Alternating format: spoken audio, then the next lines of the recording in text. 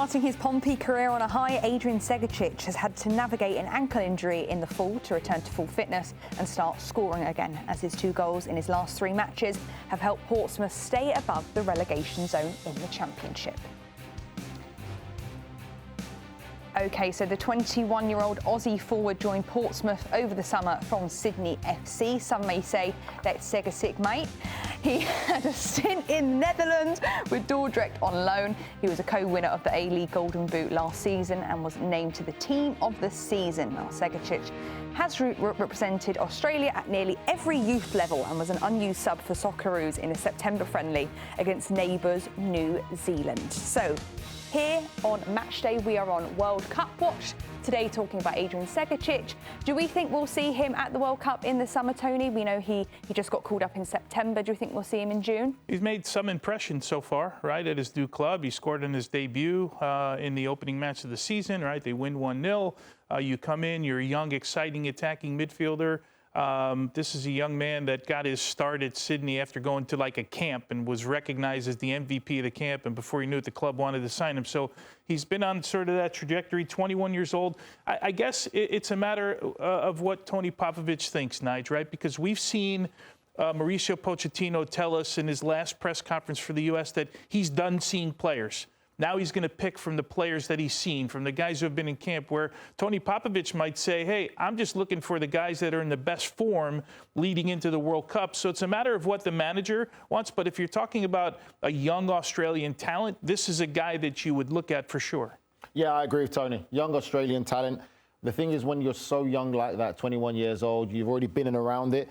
All you can control is your performances, and that is what he's doing.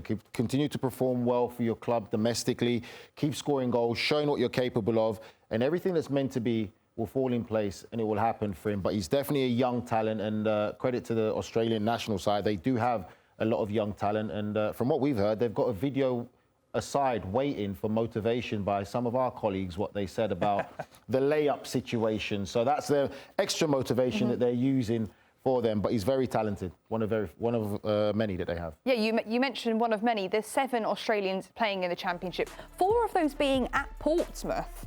Is there something about Portsmouth that breeds talent in Australians? You never know, right? It could be an agent that has a connection. There's so many different ways. Nigel was referencing Cameron Burgess from Swansea City, who, when asked about had he heard the comments about one said pundit here in the U.S. when he said the Australia draw was a layup, Cameron Burgess said, yeah, I've saved those videos. I have those videos, right? And look, they'll be a formidable opponent. There's no doubt about it. And a lot of them, as we see, making their way through the championship. And I'll tell you one good thing about that, Tony will probably back this, is they're all young and they're getting game time.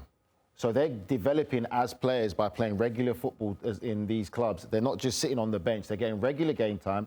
They're developing. They're coming together as a young generation, which is only going to benefit Australia's national team in the future moving forward. That so many of these young players are getting game time, playing competitive football. And as they continue to develop in a national team environment, that it's only going to benefit them to be very strong. And Australia playing against the US in the group stage of the World Cup. What do we think we'll see there?